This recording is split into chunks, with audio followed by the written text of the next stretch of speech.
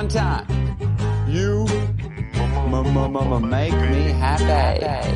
Love you, buddy. Hey, you get off my cloud. All that negativity ain't gonna be bringing me down. Just keeping positive's a motto to the end.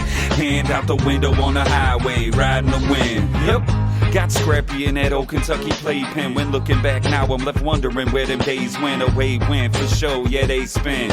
When they hates when I'm waving with that Honolulu hang 10. I'm just doing what I want. Mountains there to climb on. Sometimes you make it, sometimes you dive on. The prize must be what you keep your eyes on. A focused mind like I studied under masters up in Taiwan. Let that truth hit you. Tunes get jujitsu. Don't bitch, dude. You lace them up if that shoe fits you. We with you.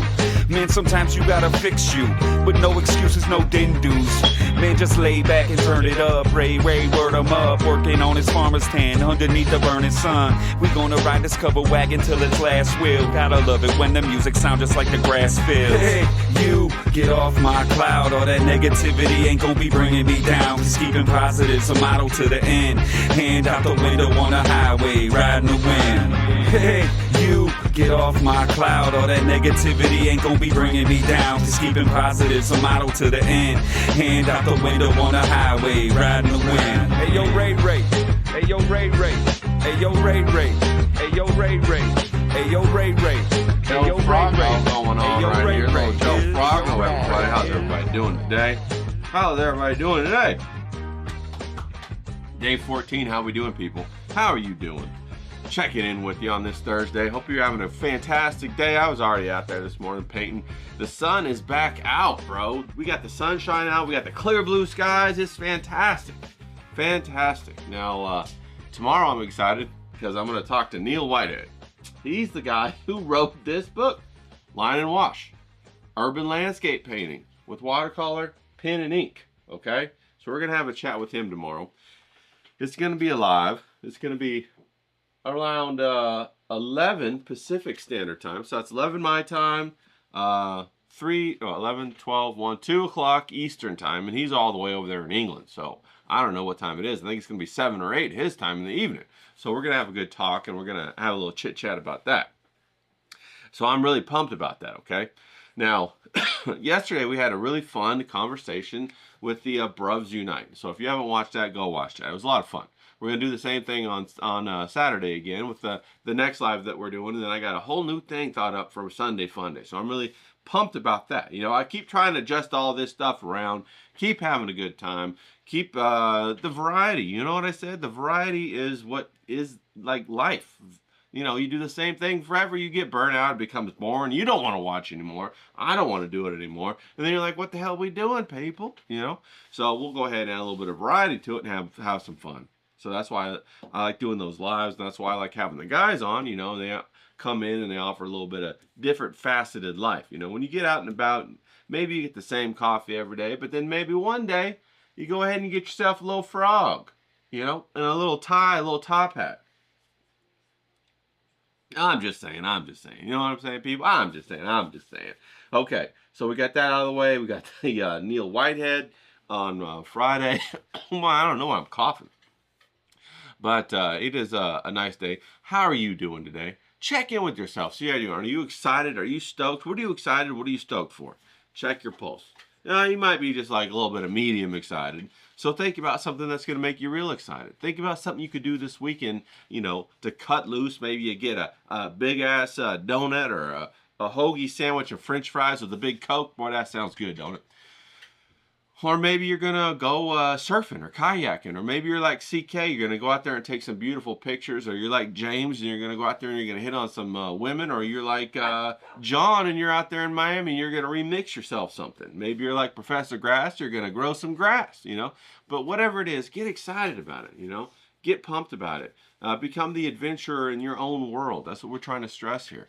You know, we always talk about the problems, like what's going on in the world, you know, and realistically, we're all the little people at the bottom. You know, if you hadn't noticed, I'm not a big, powerful Rothschild or anything like that. If I was, hell, maybe I'd still be doing this. Maybe I wouldn't. Maybe I'd be, you know, off painting somewhere and you'd never hear about me. One day I'd pop up in a museum on my artwork or something like that. And you'd be like, oh, this guy's pretty good. I wonder if he was a nice fella.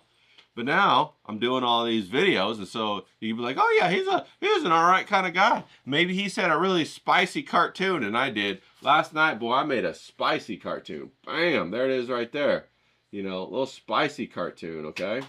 Now that cartoon was in reference to Donald Trump doing those 50-year mortgages and putting America on the plantation, making us all slaves. And it's done in the format of Django Unchained. If you haven't watched that movie, they say the N-word like, I don't know, 100 million times. They say the F-word 100 million times. You know, remember, I'm trying to like not swear so much, people. I got to get me one of them swear jars or something. I'm just playing. I don't really care. But I'm saying it's a spicy cartoon. And I thought for a minute, maybe I shouldn't put out a cartoon that spicy. But you know what? Then I remembered Django made like $100 million. People didn't seem to be that worried about it back then. So why shouldn't we care about it in our own real life? You know, when we're the ones being put on the plantation. Everybody who wants to buy a house and has to do a 50-year mortgage gets put on that damn plantation. You know, and all the while, we're doing Section 8 housing for all the people, the immigrants that they're bringing in, because Trump said we don't have enough new talent, enough good talent in America. But everybody comes to America to study, but we don't have enough. Okay, that doesn't make any sense. But of course, we got all wound up about that and talked about that last night. And of course, as you can tell, I'm still wound up about it. I made a cartoon about it today, and I got about 3 or 4 more cartoons that I got written up on my whiteboard right over there that I got to make. Okay, I got 3 or 4 more. You know, we got Netanyahu in there. We got some other stuff in there. You know, got all kinds of crazy stuff going on. But I'm excited. I love doing the cartoons. It's a lot of fun. It's my chance to, you know, kind of, you know, express and vent some of that pressure or some of that stuff that I feel in a comical, humorous way and try to be as provocative as possible while not being vulgar. Of course, sometimes I'll be a little vulgar. You know what I'm saying? You gotta be a little vulgar every now and then. So, that's what I'm excited about. That's what I'm stoked about. And so you find something to get excited about. You probably already have it. I'm probably preaching to the choir, aren't I? Well, you know, then at the same time, you got to get that critical eye in the hole. Now, I had the critical eye come beat on me. He said, Ray, you can't make a cartoon like this with all them words in it. You can't, those are some bad words. And I was like, oh, wow, maybe the critical eye's right. Maybe he's looking out for me. Nope. Because then immediately I thought, wow, you know, they made Django Unchained and they didn't have a problem saying all the, you know, N-words and all that kind of stuff. No, everybody went to see it. They applauded it. Thought it was so great. Quentin Tarantino, Jamie Foxx did such a good job. Leonardo DiCaprio did such a good job. So I said, fuck it. Let's do it. You know, critical eye, get back in the hole. I'm going to put this out there. We'll see what happens. Hopefully, it's a little provocative and it shakes some things up and people go, oh, wow, Ray's a little spicy. I like that. So hopefully that happens. That's me putting the critical eye back in the hole with impulse control right there, okay? Shooing away that fear, you know, of maybe I said the wrong thing and I'm going to get canceled. Well, it don't fucking matter because I got like 3 or 4, you know, people watching me as it is anyway. And, you know, to those 3 or 4 people, I love you. I really do. I love you, them 3 or 4 people. You know, I was putting the tags on, you know, I was tagging people on X when I'm sending it out, you know, trying to get views on my videos. And one of them people reported me for spam. So I got like a little, like, no, you know, yelling at me from Elon. He came over, he said, Ray, you can't be spamming people. I said, Elon, I'm not. So I appealed it, of course, and Elon said, okay, I'll let you off this time, but don't be spamming people. So I was like, damn it, Elon, why you got to be doing that to me? And now, why is these people tattletaling on me when I'm just trying to grow? You know, seems like the only time they don't tattletale on you is when you pull out your boobies. You know, if you got a big pair of boobies or a nice ass or something like that, then they're fine with it. Then it's empowering, right? But far be it for me, a little guy with no boobies. And, you know, I do have an ass, but, you know, no boobies. And, you know, I'm not a woman. I'm not an attractive woman, obviously. Far be it for me to try to get a little attention, right?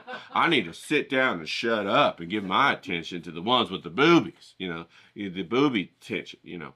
So, of course, that got me all riled up. And, I just ring that little middle finger all the way up and say, fuck you. That's what I do. I say, fuck you. And so that's kind of my attitude. Now, when I put the critical eye back in the hole, because I ain't letting him team up with them bastards out there to, like, knock me down and make me quiet. You know, I'm going to get me some attention. Good or bad. You know, I take a little advice from Vito and figure out how to get that bad attention. But anyway, so how's your schedule doing? Are you on top of your schedule? If you're not, don't worry about it. Just regroup, make a list tonight, and then get your schedule tomorrow. That's what I do. Sometimes it gets away from me, you know, and I got like 3 or 4. I got 3 whiteboards full of things I got to do.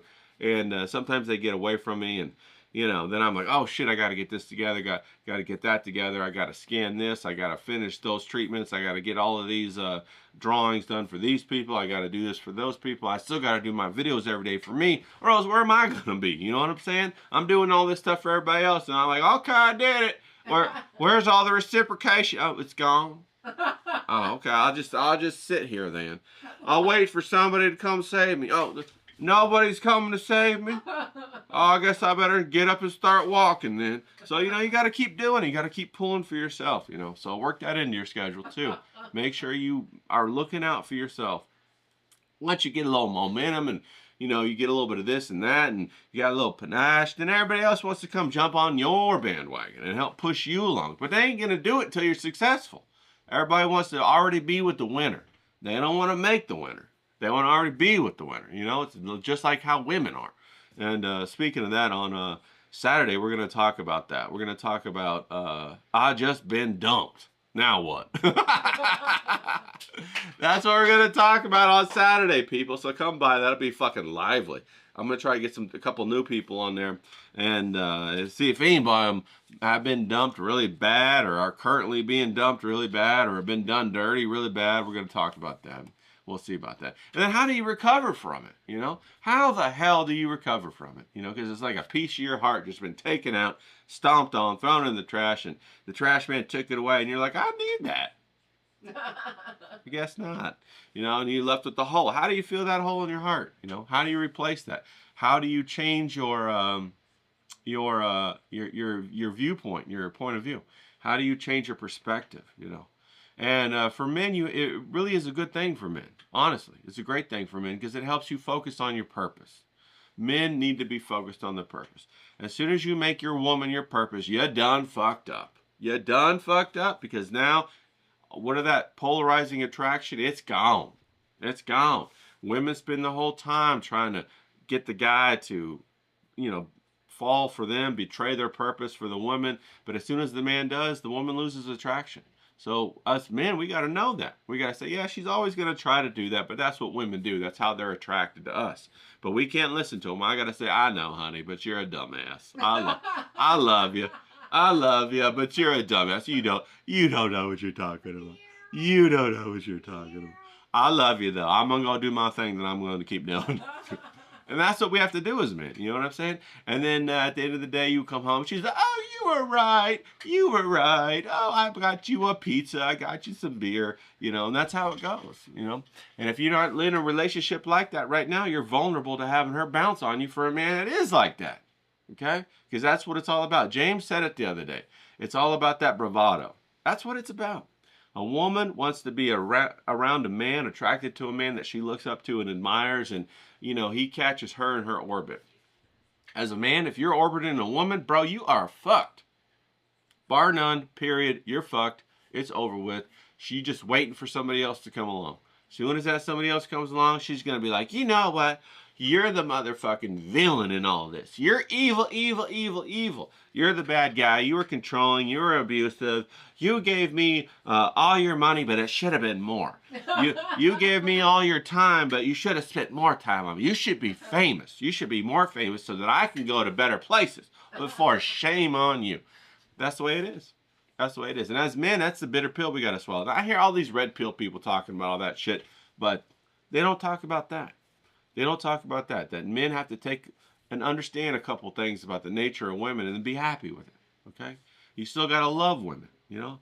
You don't turn women into your service animal that you like, you know, she's your cam girl that you're fucking, bitch, you better get me $70,000. All of a sudden you're her pimp. Pimps don't love women. They don't.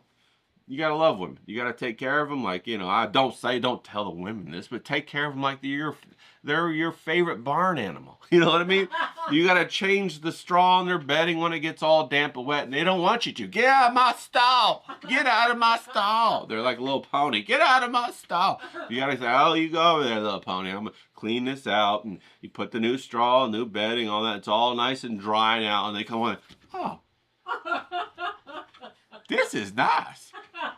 Well, why didn't you tell me you were doing that? Like, I tried to tell you, but you were so busy throwing a temper tantrum and having a conniption fit. Oh, I am not. Don't tell me I'm emotional. You're right, baby. You're right. Just enjoy the straw that I made for you. And then you go and you do your thing.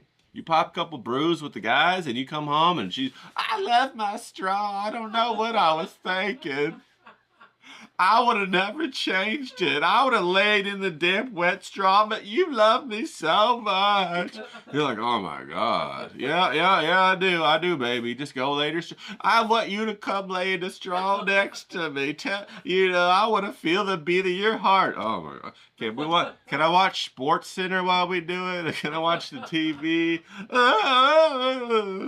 So that's the way it is, That's how you got to keep them happy and give them things that they don't know that they want till after they have. And then they're like, oh my God, you know me. You get me. You understand me on an atomic level. We're twin flames. We're soulmates. Baby, I just got you some donuts.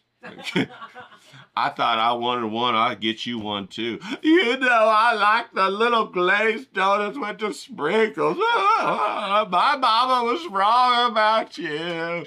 Jesus, I'm just trying to have a donut and some coffee. Can we do this a little bit after I wake up? God damn. But that's how it is with the ladies, okay? And as men, we got to know that, right? You got to mature as a man to know that. You can't be a little boy, all right? Now, that's what we're going to talk about on Saturday. So that's some fun stuff right there, okay? I love that kind of thing. Because, I love people and women especially. And, I like guys too. Of course, I don't love guys. Guys are the bros, man. They're loyal. But you can love women. All right.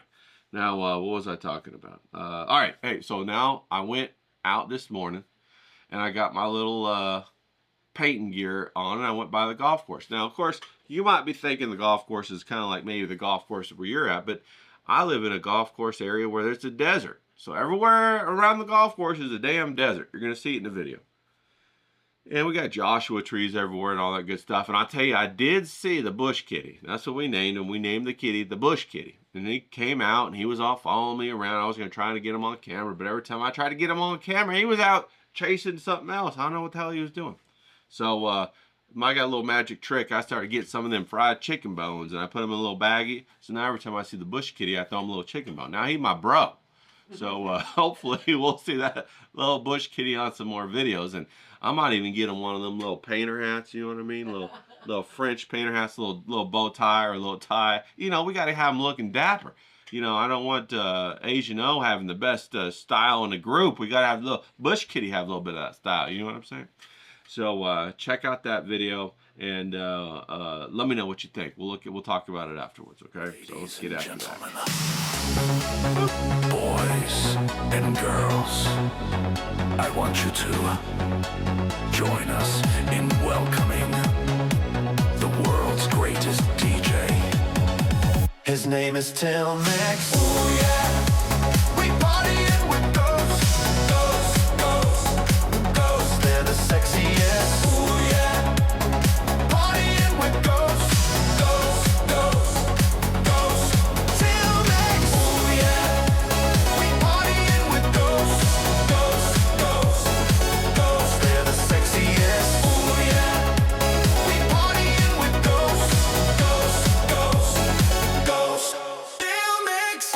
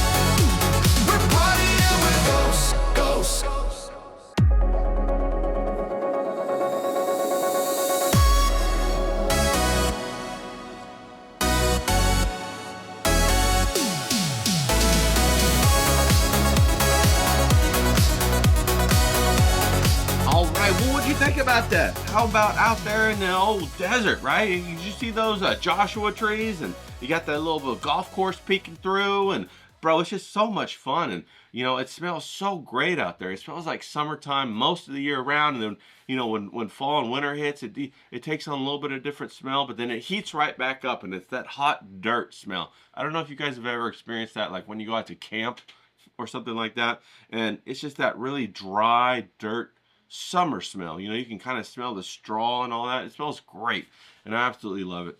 And it's fun to see the golf course, the green of the golf course, just like when it peeks through it. It's such a stark comparison to the desert around it. And so I love seeing the green grass just jumping through, and you got the blue sky and all that kind of stuff, and it's just a lot of fun. So here we go. We got the painting right here. We're about to take off the we gotta have that. I gotta find me a little song, a little sexy song, and do a little stripper action, a little stripper, sexy song. I'll see if I can't do that and get that on there. Oh yeah, a little sexy song. Oh, it's all coming off now, boy. Throw me your dollar bills, everybody. Throw me your singles. Throw me your singles, people. That's so good. Throw me your singles. Woohoo! All right, and there we go. Out there at the golf course, Joshua trees, having a good time. And, you know, when you're out there, you have to know how to paint it in the layers. Okay, you have to know which one you want to do at what point, and then you have to be patient with yourself. Okay, because I tell you, like for maybe like 50 or 60% of the painting, it looks like absolute dog shit, absolute 100% verifiable shit. And you can't lose your cool because, you know, then you're going to ruin it, okay? It has to look like dog shit for a minute, all right? And you have to, you know which one to balance, know which one to juggle. It's, like I said, it's a dance, and you come in, you come out, you do your little things, and don't give up on yourself, and don't get anxious, because that's what I used to do. I would get to that dog shit phase. Oh my God, this looks like dog shit, you know? And I was like, oh man, I feel terrible about how this looks. And then like that anxiety would start to well up in me, and then I'd start to get tense, and my muscles would get all bulgy, and I'd be like, want to punch the fucking, and then it would just roll downhill from there, and it would all fall apart. I'd destroy it, you know, like a bull in a china shop. But you got to be okay with yourself. Don't worry about it. You got the ugly duckling phase is what I like to call it. And then you mature it up, and it becomes a nice little swan like this one here is. And you don't worry about trying to make it look exactly like the scene. You worry about trying to edit it out so that the scene, it looks good on canvas. That's what's important. When somebody walks into a gallery, or they walk into your house, or they walk into somebody else's house who's purchased it, you want this little fella, this guy's like 4 inches by 6 inches, well 4 inches by 6 inches. You want this little tiny midget right here just to yell at him and say, come look at me. I'm small and I'm a midget, but I'm powerful. And you want it just to draw them in, and you want to have your frame all nice, right? And it just draws them in, and they're like, whoa, look at that painting over there. What's going on? It's a little tiny power-packed painting with a big punch, and I want to see what the hell's going on. Who did that painting? Or if you're at the gallery, or they're coming in, they say, I want that one over there. I know you got a special right here. You got a sale right there. You got this going on right here. Oh, and I like that titty over there. That looks good. But I tell you, that one in the corner way back there has been yelling at me ever since I came in the door. And as an artist, that's what you want. You know, because you're not in control of who displays what in a gallery. They can move your stuff all around. Hell, I've been in galleries where I come in on a surprise check, and there's none of my paintings to be found. They go, oh yeah, we got them in storage. I'm like, how the fuck am I going to make money with my paintings in storage? Oh, well, they're going to rotate back out. That's how we do it here. I was like, oh my God, bro. I'm looking at the art they got on the wall. I'm like, this stuff is shit. Well, you know, it's so-and-so's niece, so we're going to have it up here. Gallery owner's niece, we want to have it. I'm like, man, even in here, you know, I've got to fight when you come in, and or you have it rotate. You're like looking for you're looking up on the walls. Where's my painting? You got, where's my group of paintings or whatever? What are you do it down there next to the floor. People don't look with their eyes on their feet. Like, what the hell is going on? You know, you get if you look just right, you can see it just through the other boxes. Of the Amazon guy puts the boxes down and covers them up, and you're just like, what the hell's going on in here, man? Or I've had this other experience happen too. You walk in the gallery, the painting's gone. And you say, where's my painting? Is it in storage again? And they say, no, it actually sold. Oh, it sold? That's fantastic. Did you just sell it? They go get their records out. They get their book, open it up. Oh, no, it sold 2 months ago.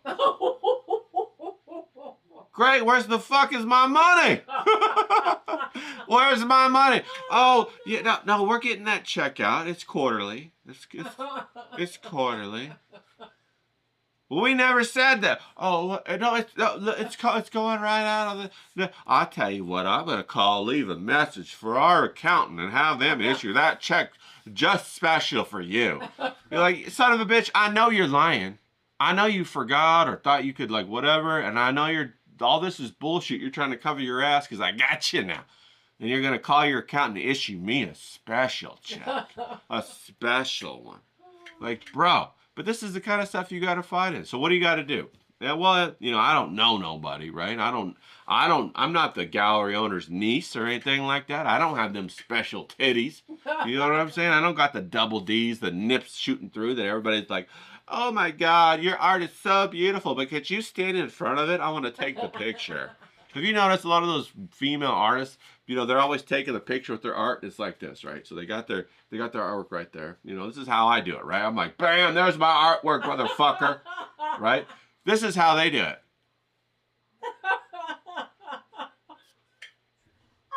This is how they be doing it. Like, look at my artwork. Isn't it so good? Woo, there it is. There's my artwork.